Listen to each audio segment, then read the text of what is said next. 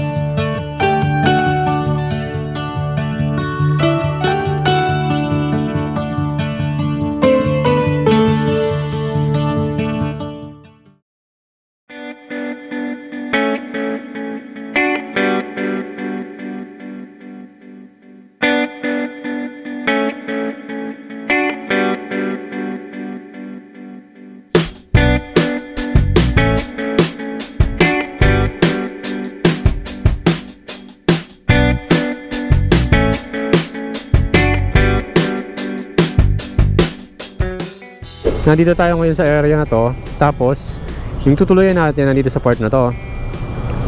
So nandun siya. Mamaya babalik tayo, pero may pupuntahan lang tayo na Baluarte Watchtower. Ikot lang muna tayo dahil alas 2 pa naman ang ating check-in. So tingnan natin kung ano pang pwede natin makita. Alright, let's go.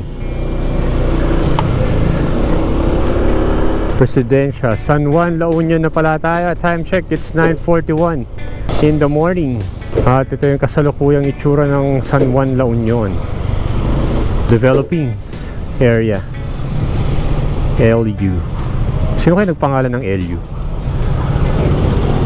Parang short, parang swag term ng La Union. Wow! Grabe! Dati nakasakay lang kami sa kotse nang pumunta kami dito. Ngayon, minomotor na natin yung area ng La Union. And sa mga previous video natin, dinadaan-daan na lang natin tong La Union. Pero this time, tingnan natin kung ano yung mga pwede natin mapuntahan dito. Alright?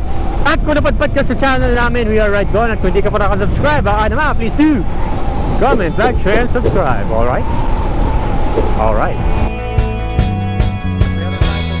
Mula dito sa San Juan, La Union ay bumiyahe pa tayo ng mga ilang minuto para marating natin ang una nating destinasyon na Baluarte Watchtower. At sa ating mga nadaanan ay ramdam namin ang napakasarap na simoy ng hangin at magandang mga tanawin. Iyon, oh. So ayun, hindi naman na tayo nagmamadali ngayon. At chill ride lang tayo habang inaantay ang ating 2 PM check-in. Kabundukan ng Cordillera. Napakaganda.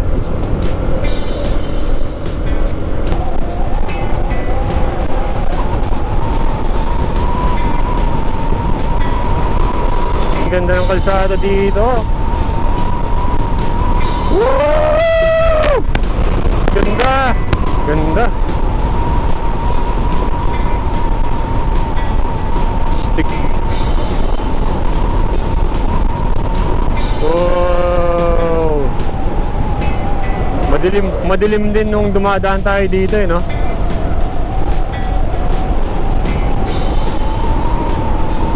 Solid.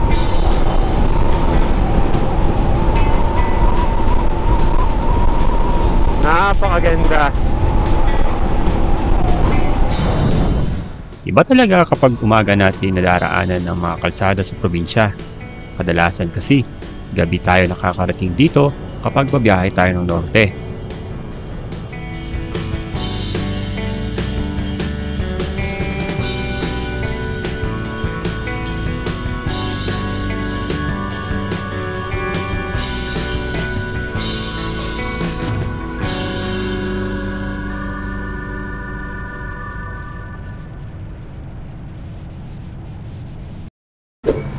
At para sa mga nagtatanong kung paano kami nagka-capture ng mga video sa mga long ride, ay binubuksan lang namin ang camera kapag may sasabihin o may nakitang magandang tanawin. At syempre, nagpapalit-palit tayo ng battery.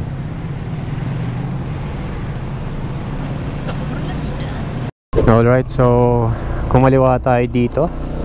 Dahil nga pupunta tayo ng Baluarte Watchtower.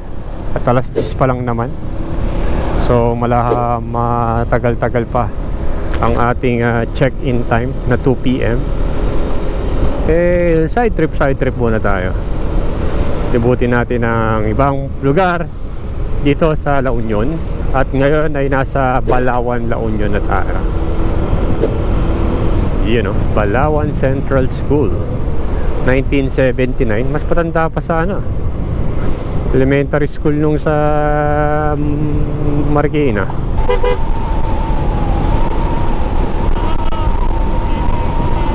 You see by the darkness. Wow! Ang ganda naman ng area dito. Diba? Very green and beautiful. Stig.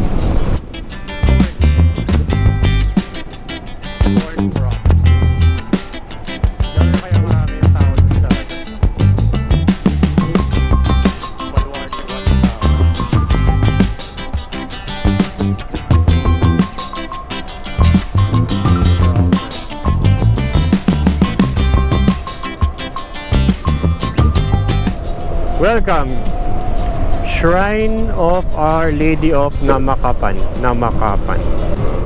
Di kalayuan ay narating na natin ang Luna, La Union. Alam niyo ba na ang Luna ay dating tinatawag na Namakpakan? Ito ay galing sa salitang Ilocano na ibig sabihin ay nagpakain. Noon, isa itong pahingahan ng mga malalakbay sa daan mula Bigan papuntang Maynila, kung saan pinapakain at pinapatuloy sila ng mga taga roon. Naging opisyal na bayan ito noong Nobyembre 25, 1690 at pinagdiriwang ang pista ng patron nitong si Santa Catalina ng Alejandria tuwing araw na iyon.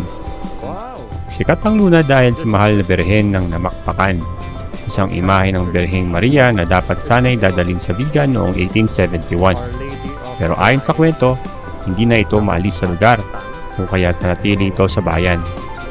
Noong 1906, pinalitan ang pangalan ng bayan bilang pagbibigay pugay sa magkapatid na Luna, si Antonio, isang general, at si Juan, isang pintor na ang ina ay taga roon.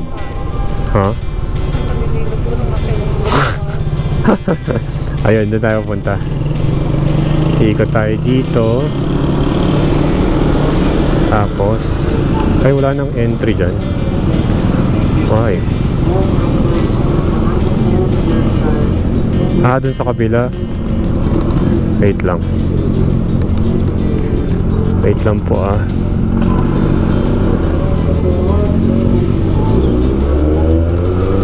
Dito ata. Dito ba? Hindi. Ayun, nakita ko na. May bagong daanan na sinabi si Google Maps. Luna Park. Ayun to.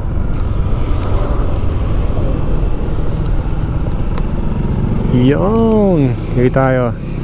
Luna Teachers Village. Teachers Lane. So pasok tayo dito. Wow! Hanep. Tapos merong daan. Nice one. Ganda ng mga tricycle dito no? Parang mga mga customized. Baluarte Watchtower this way. Wow. Parang ito yung natin papasok tayo sa Apari marker. Ito yun Ayun na, nakikita ko yung Baluarte Watchtower love. Ang alam ko, meron pang isang Baluarte parang watchtower. Ito. Bago tayo makapasok sa Baluarte Watchtower, ay nagbayad muna tayo ng entrance fee. Taga saan po tayo, sir? Marikina po. May babayaran po tayong environmental fee po, sir. 20 per head. Sige. Yung parking dun sa loob, Walang bayad. wala naman. So, sir, magagamit nyo sa akin pag pupunta kayo ng bahay na bato para sa environmental fee lang. Ah, dun na. Sa isang... Ah, pwede na, pwede na. Pero iba yung entrance fee sa mismong council. Ah. Kaya nyo lang po yung... Eh, sige lang po.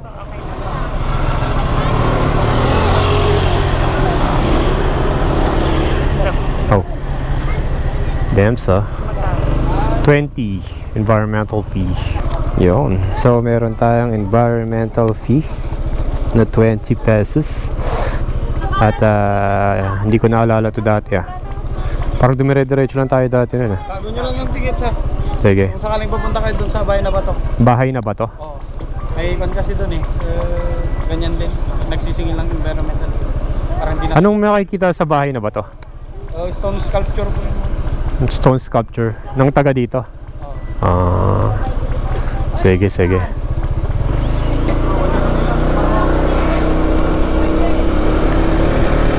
Okay, after how many years? Nakarating ulit tayo dito sa Baluarte Watchtower.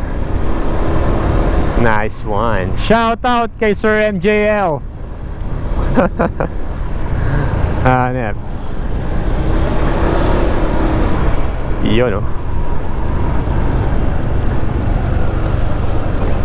pwede na palang muna sa diretso doon.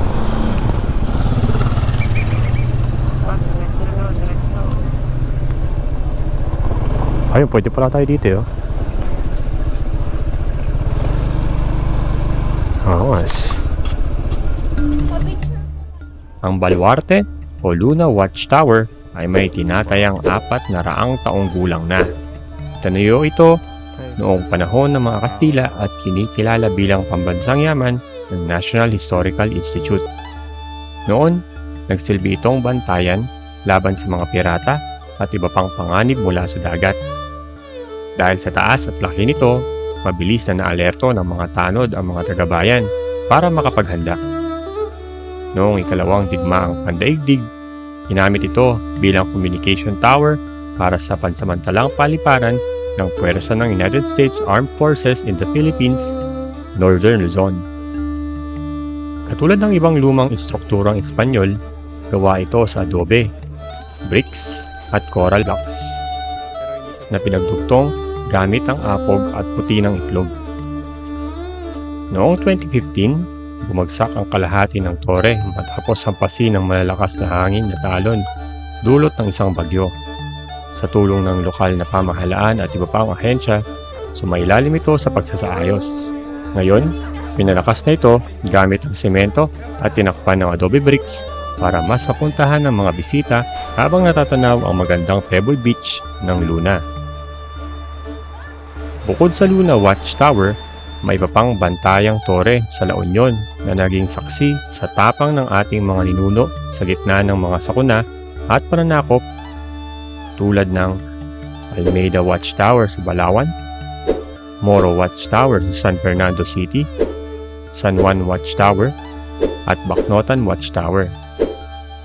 Ang mga baluarte na minsang naging saksi sa katatagan ng mga taga La Union ay mananatiling simbolo ng lakas at pagkakaisa ng ating mga kababayan, tulad ng matibay na pagkakagawa ng mga tore mismo.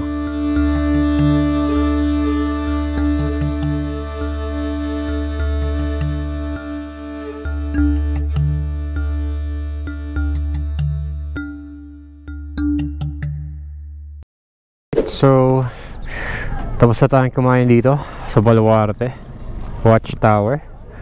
And tara, punta tayo ng man-made forest. Dahan tayo.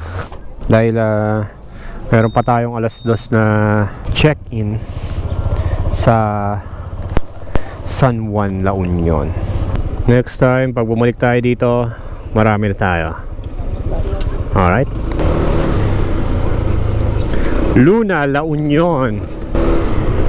Hey, paano to? Hindi kaya subugin tayo nito? isa.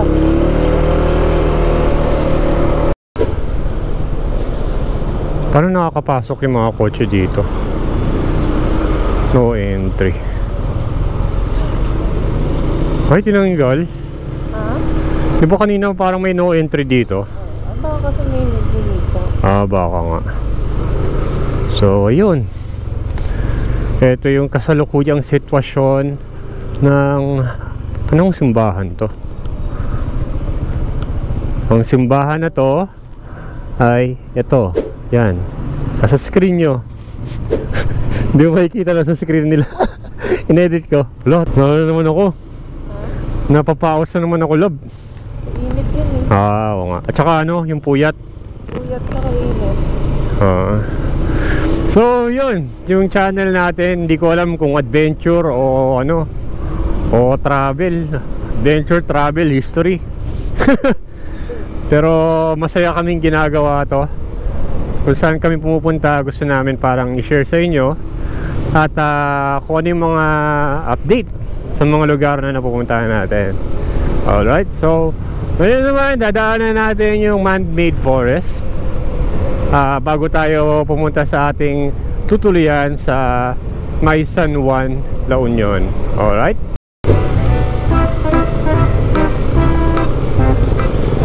Meron ako nakita. Nakikita mo yung signage na yan. Nakalagay VCMJY store this way. So dapat parang nababasa naman natin siya, di ba? Nababasa natin siya na ganyan. Pero kung galing ka dito, dapat ganyan din mababasa mo. Ang ginawa nila, tingnan mo.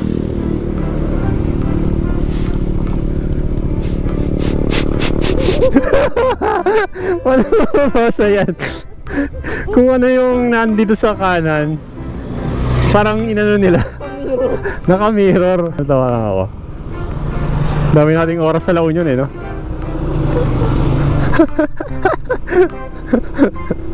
Ayos, ayos. Shoutout po sa store na yan. Napaka-witty. Diba?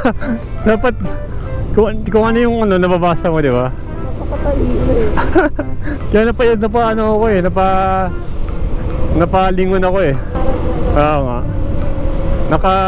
Parang ginawang transparent yung board eh. Grabe. Matapos nating bisitahin ang Baluarte Watchtower, ay hindi rin kalayuan ay narating na natin ang kalsadang papunta sa Almeida Man-Made Forest. Akala namin, dito na yun. Dahil sa sunod-sunod na punong kahoy, hindi pa pala. Itong man-made forest, private property to? Itong man-made forest, man-made forest na ba to? Doon po sa kabila yun, sir. Doon pa? Sa may bulang farm. Pero ito parang hindi pa siya, ano? Parang gano'n na rin, sir. Parang man-made na rin po. Tinaniman siya, no? Parang tinaniman lang talaga ng mga mahogany. Okay. Sige. Thank you, kuya. Meron siyang ayan, man-made forest. Pero doon pa daw, sa part na yon. Kahit na malayo pa tayo sa Almeida Man-Made Forest, ay parang na-experience na rin natin dito sa kakalsadahang ito. Napakaganda at napaka-presko.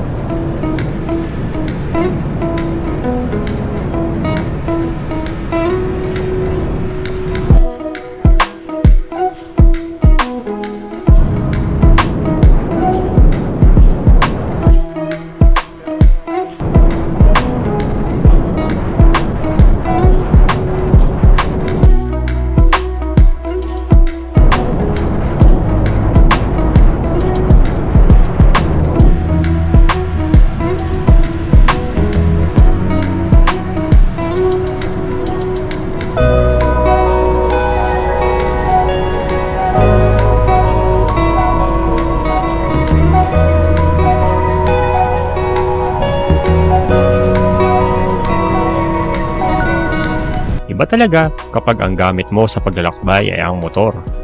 Ramdam mo ang kapaligiran, hangin, at ang mga natural na enerhiya na binibigay ng kalikasan. Galing lang.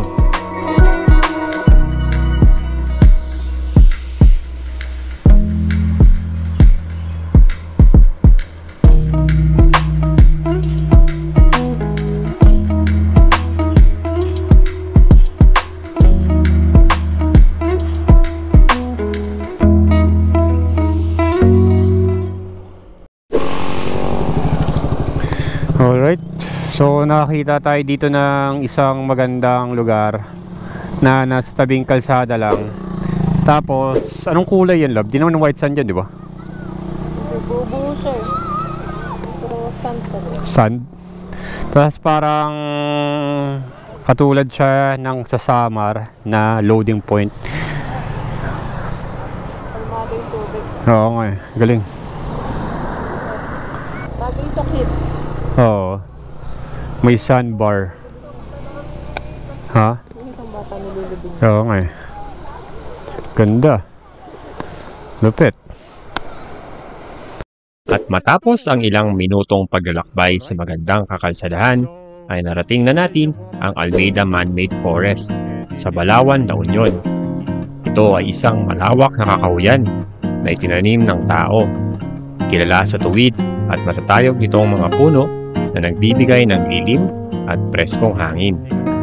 Madalas itong dinarayo ng mga nagro-road trip at mahilig sa nature photography dahil sa tahimik at tuntiyang kapaligiran.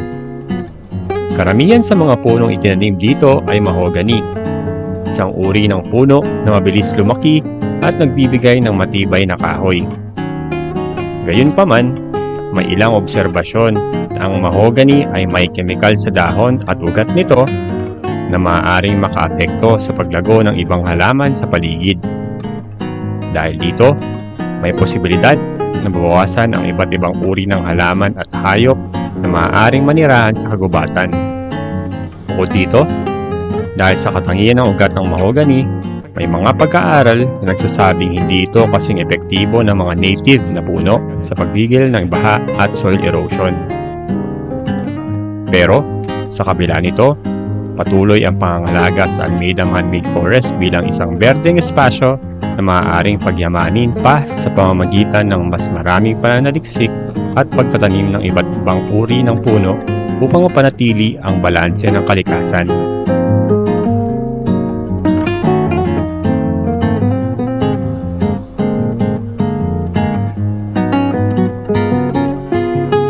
Sa biyaheng ito, nabisita natin ang mga katangi-tanging lugar dito sa La Union, isang makasaysayan at isang kasalukuyan at hinaharap. Paalahanan kami na sa kabila ng pagbabago at patuloy na pag-unlad ng tao at sibilisasyon, ay napananatili pa rin nating pahalagahan ang pamana ng nakaraan at maging ang maaaring pamana natin sa hinaharap. At kasunod ng video na ito ay maaari niyong makita ang isa pang video na ginawa namin dito sa La Union. Hanggang dito na lang muna siguro mga Regans. At maraming salamat kung umabot ka sa dulo ng video na ito. Malaking tulong ang panonood nyo para sa matagal na nating pinapangarap na Philippine Loop sa hinaharap. Uli, kami po ang Ride Con. Walang sawang nagpapaalala na ride safe lang.